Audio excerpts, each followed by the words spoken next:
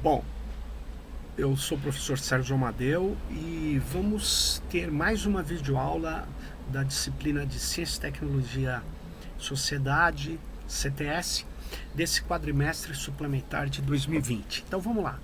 O que nós vamos conversar nessa videoaula? Sobre a ciência e a modernidade. Bom, nós já falamos aqui algumas vezes que a ciência que nós estamos tratando aqui é a ciência moderna.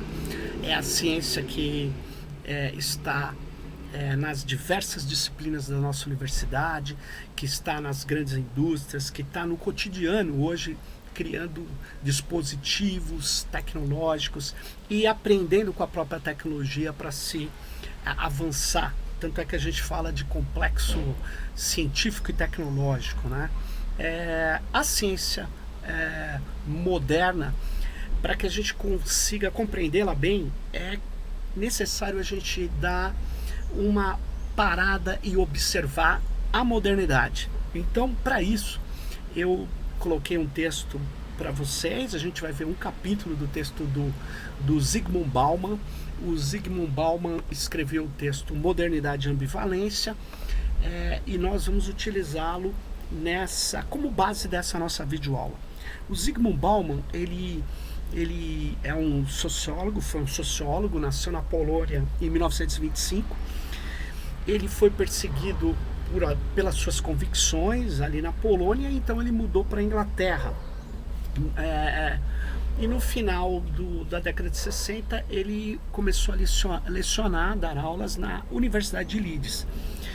E ele faleceu recentemente, em janeiro de 2017. Ele ficou muito conhecido com o texto Modernidade Líquida, mas o texto que nós vamos utilizar dele aqui, eu acho muito mais interessante para a gente entender essa relação entre ciência e modernidade, né?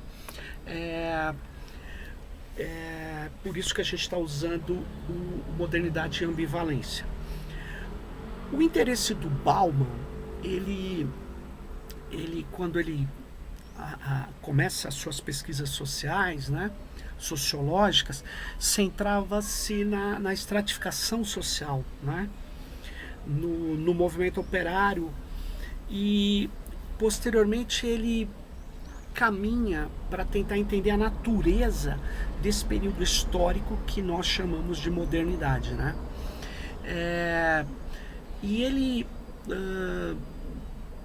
por ser polonês e por ter vivido efetivamente uma situação bastante complicada na Segunda Guerra Mundial, ter visto as atrocidades do nazismo, depois um período autoritário do domínio da ex-União Soviética, enfim, o que nós vamos ver que o Bauman ele começa a tentar entender a ideologia da modernidade por causa do fenômeno do Holocausto. Ele tem um livro anterior que chama A Modernidade e o Holocausto, ou melhor dizendo, o Holocausto, que foi o extermínio massivo de judeus, de ciganos e de pessoas de etnias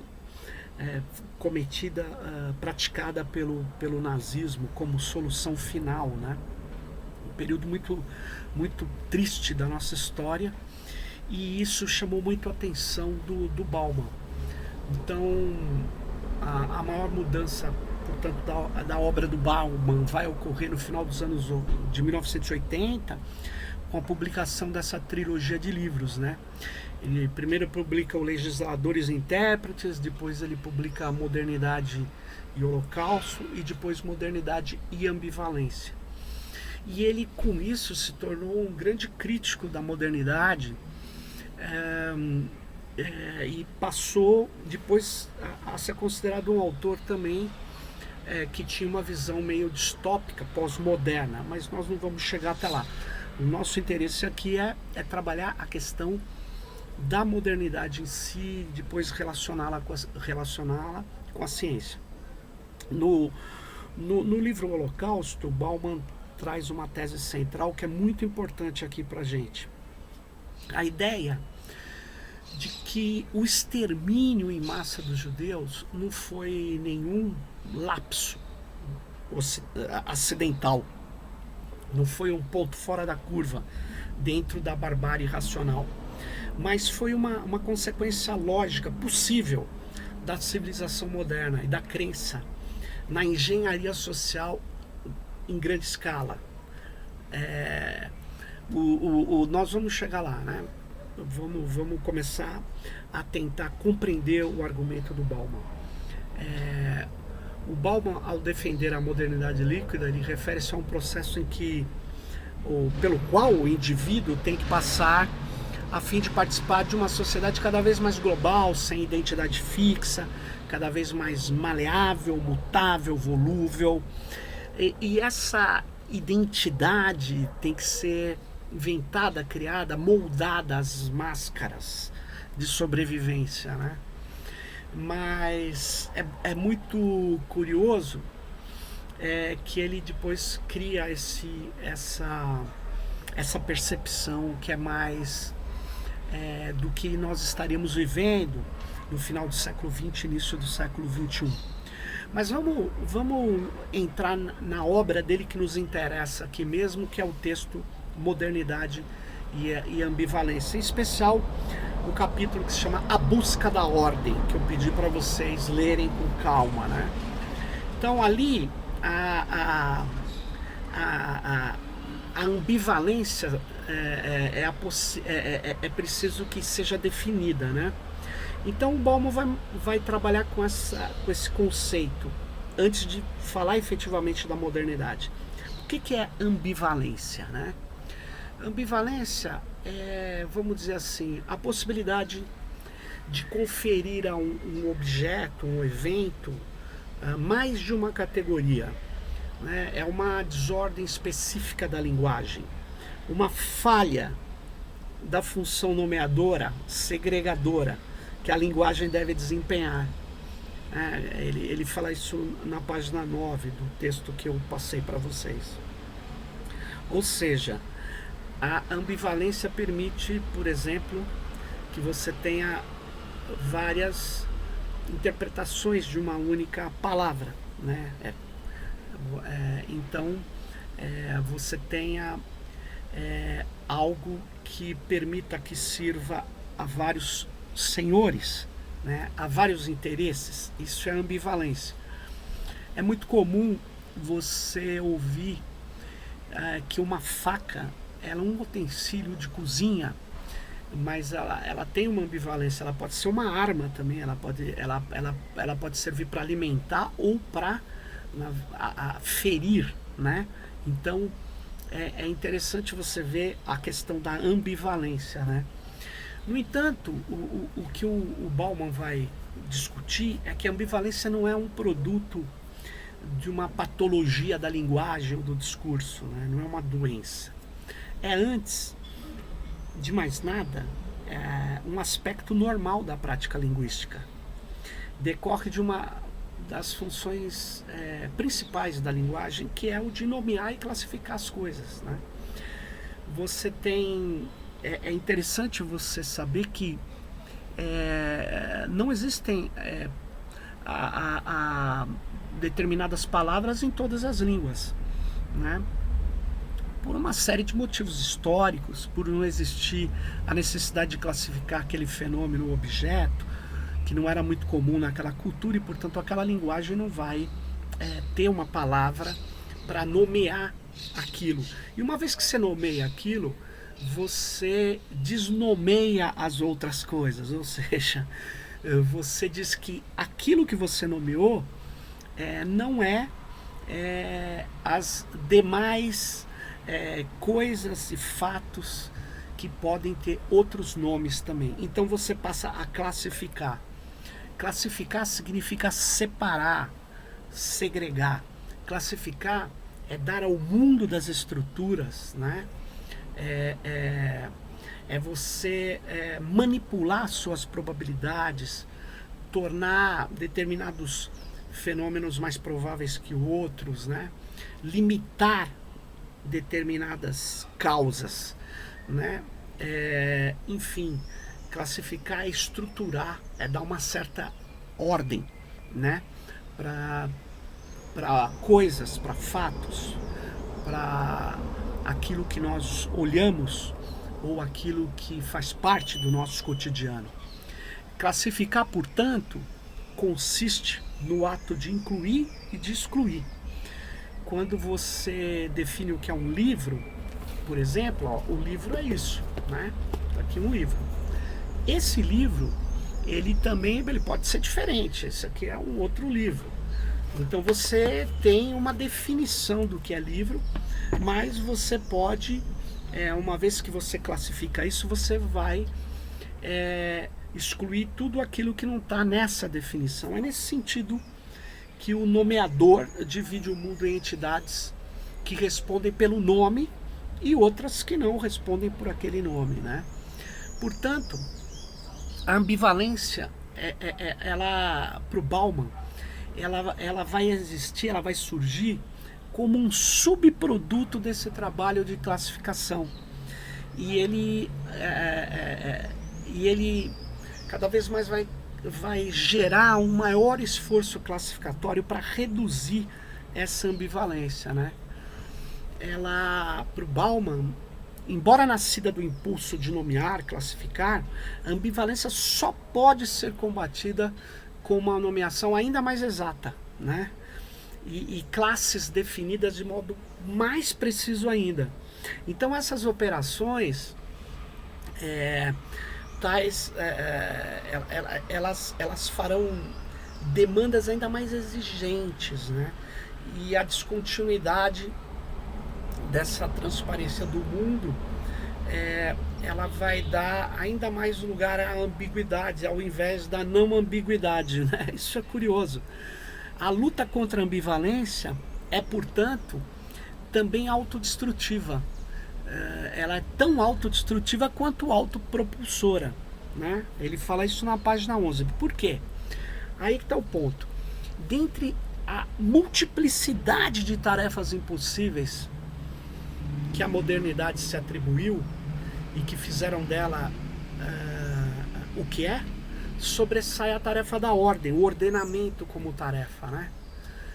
Uma das correntes importantes, né, que surge na modernidade e no iluminismo, que é um aprofundamento da modernidade, né, a era da razão, o iluminismo, né, você vai lembrar a ideia positivista, a ideia do Auguste Comte, ordem e progresso, que aliás veio até como slogan da bandeira brasileira, né? Então a ideia de ordenar, né, de classificar, de retirar a confusão, a ter como tarefa a superação do caos. Isso é muito importante para a modernidade. Então, aí é que está o ponto, né? A ordem, diz o Bauman, né, é o contrário do caos, né? O caos é o contrário da ordem. Foram concebidos em meio à ruptura e colapso. Ordem e caos, eles são gêmeos modernos do mundo ordenado de modo divino, que não conhecia necessidade ou acaso, um mundo que apenas era, sem pensar jamais em como ser. O mundo antes da modernidade era um mundo do encantamento, como diz o Max Weber, né? Era um mundo que não tinha todo o apreço pela razão, né? Que não tinha colocado a tarefa de explicar tudo. E, portanto, para explicar, você precisa classificar e ordenar tudo. Então, esse mundo é que vai surgir na Europa, ali na modernidade, né? E, por isso, a razão, a racionalidade, ela é fundamental, né? Por exemplo, um dos grandes pensadores desse momento, da modernidade, é o Thomas Hobbes. O Hobbes, ele entendia que o mundo em fluxo natural e ele via a ordem devia ser criada para restringir o que era natural, o que era da natureza. A ordem tornou-se então uma questão de poder, e o poder é uma questão de vontade, de força, de cálculo, como Bauman nos coloca, trazendo as ideias do Collins, que analisou o Thomas Hobbes, né? Então, o Thomas Hobbes é o autor do Leviatã, do outro texto muito importante chamado Do Cidadão, onde ele traz um ditado romano, ele atualiza e populariza, né? Que ele diz que o homem é o lobo do homem, né? E o Hobbes, no Leviatã, o outro livro, ele dizia que nós tínhamos que abrir mão de uma parte da nossa liberdade para apoiar um poder absoluto que colocasse ordem na sociedade para evitar que nós fôssemos mortos, né? Para dar segurança, para evitar uma morte violenta, né? Mas enfim, vamos voltar para o Bauman e para a modernidade em si. Podemos dizer que a existência é moderna na medida que ela bifurca ordem e caos para o Bauman, né?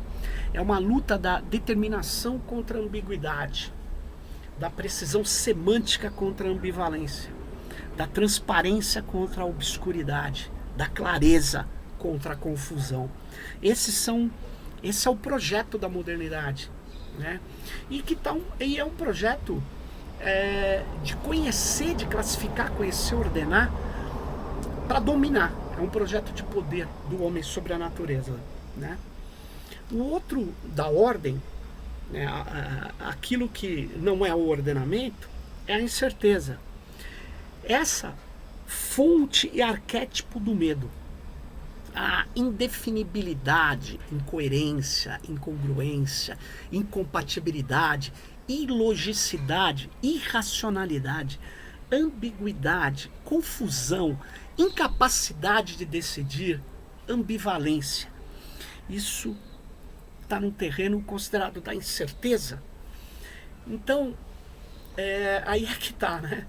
Essa negatividade do caos é um produto da autoconstituição da ordem, do seu efeito colateral, né? Seu resíduo.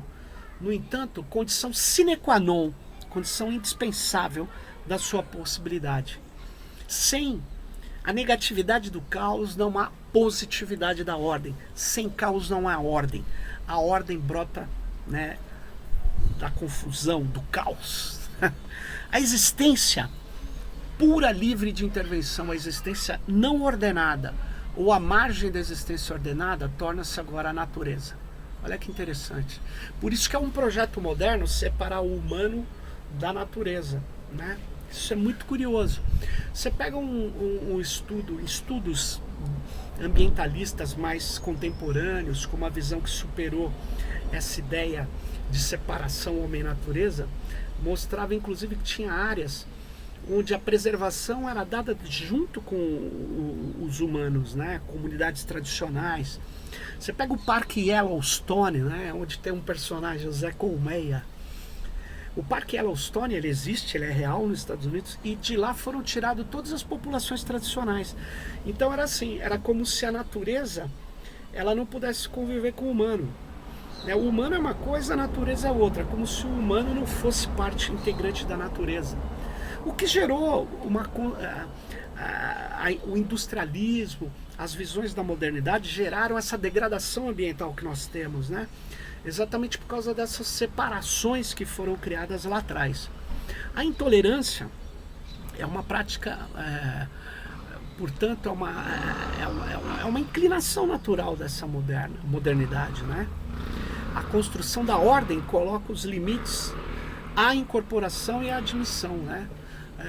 O outro do Estado moderno, né? O contraponto ao Estado moderno é a terra de ninguém. Curioso isso, né? Então, a sub ou a sobredefinição é o demônio da ambiguidade. Portanto, uma vez que a soberania do Estado moderno é o poder de definir e fazer definições pegarem, tudo que se autodefine ou que escapa à definição assistida pelo poder é considerado subversivo, né? Então, a história da modernidade é uma história de tensão entre a existência social e a sua cultura, nos diz Bauman. A existência moderna força a sua cultura à oposição a si mesma, né? Por quê, né? Porque a existência moderna se dá em uma cultura e uma percepção de inclusividade do seu projeto ordenador. Então a modernidade é um projeto ordenador e pode ser vista como uma história do progresso. A gente vai avançando, vai tornando moderno, vai tornando classificado, vai tornando ordenado, e isso sempre é o nosso motivo final, portanto, avançar, progredir. Isso é tão forte que não há pra gente, com raras exceções de um pensamento mais filosófico, a ideia de que a gente não deva progredir, né? E alguns até dizem, o progresso é algo natural. Não, e não é, né? Porque a natureza não é progressiva, ela é cíclica, né? Você nasce pequenininho, cresce, mas você não vai crescer indefinidamente, né? Os recursos naturais não podem ser indefinidamente consumidos, né? Existe a lei da entropia, a lei derradeira da termodinâmica, né? O que dizem que é o limite derradeiro do universo. Mas enfim, essa ideia de progresso nasce junto com essa ideia de avanço desse ordenamento, né? A modernidade e a fragmentação do mundo para manejar e manipular os problemas, para aumentar a governabilidade sobre tudo, sobre a natureza, exige a ciência, que é esse projeto de dominação. E a modernidade é o que é? Uma obsessiva marcha adiante. E que isso está no coração desse uso racional do conhecimento, que é a ciência, né? A ciência, ela avança, avança, avança. É bem curioso isso. Isso é discutível, é muito complicado discutir hoje, quando você tem grupos de extrema-direita no mundo que fazem a crítica à ciência, mas uma crítica pré-moderna. Eles querem retornar ao mundo governado por valores e pela violência, né? Então o Bauman não está propondo isso, ele apenas está fazendo uma análise, né, do que foi consequências violentas também do uso da razão, da modernidade e da própria ciência, né? Como o nazismo, conforme a gente disse aqui, né? Entenda bem, quando você pode salvar vidas utilizando uma ciência que nasce nesse momento da modernidade, isso não é uma prática nefasta, é uma prática das consequências positivas, né, que precisam ser adotadas. Mas entenda bem o que eu estou falando. Nós estamos aqui fazendo uma análise dos fundamentos da modernidade pelo pensamento do Bauman.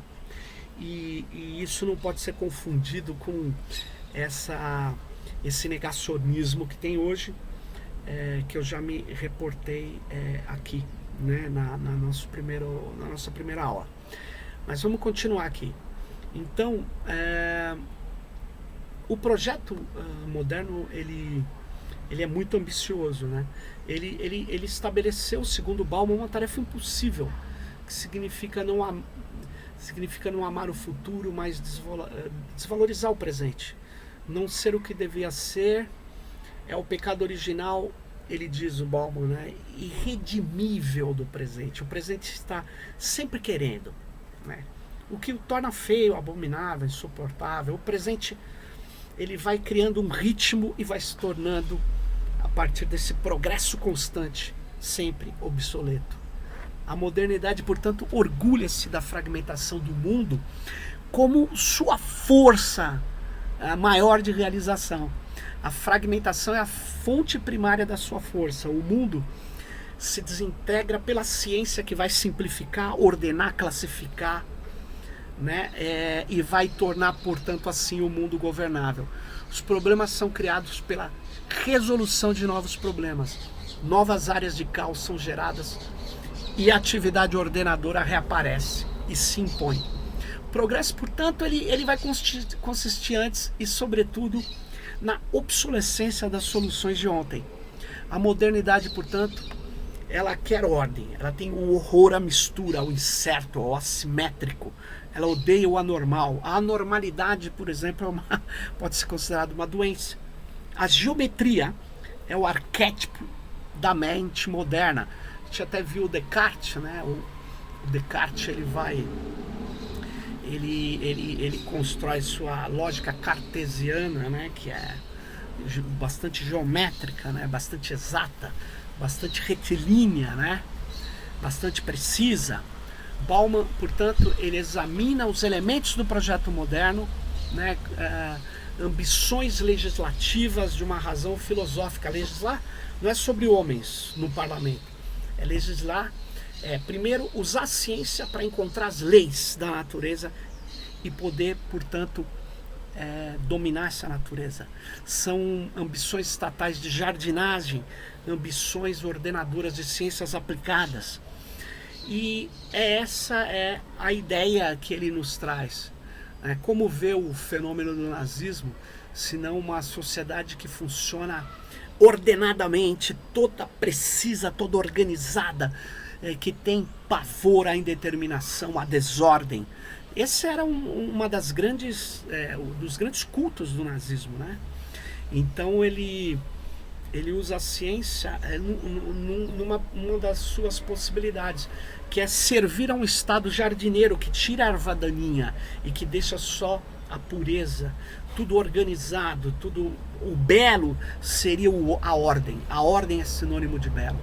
E essa razão de legislar, de tornar, de entender, de aplicar a ciência a uma tecnologia que vai criar uma supremacia da ordem artificial, da ideia de depuração, de clareza, de pureza, de precisão. Por isso que nessa seleção se depura os deficientes, os estranhos, se inventa que entre humanos existem raças e controla as raças, né? E que cria uma ficção de raças inferiores. Essa que é a questão. Isso é uma possibilidade da modernidade. É isso que o Bauman está nos trazendo, né?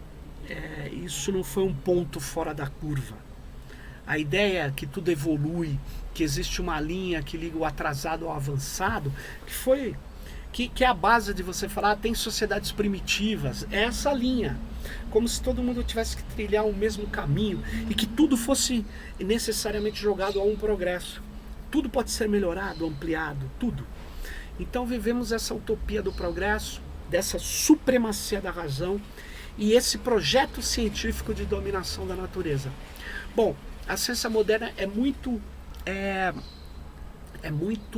dada, ela nasce nesse contexto de modernidade, né? É isso que eu queria trazer para vocês, para entender melhor os mecanismos que são civilizatórios, culturais, né? Que são ideológicos, que estão no terreno onde emerge essa ciência moderna, né? E aí eu deixo uma pergunta para vocês pensarem, né? Por que os esforços para dissolver a categoria ambivalente resultam em mais ambivalência, né? Por que isso ocorre, né? Essa é a pergunta que eu deixo para vocês.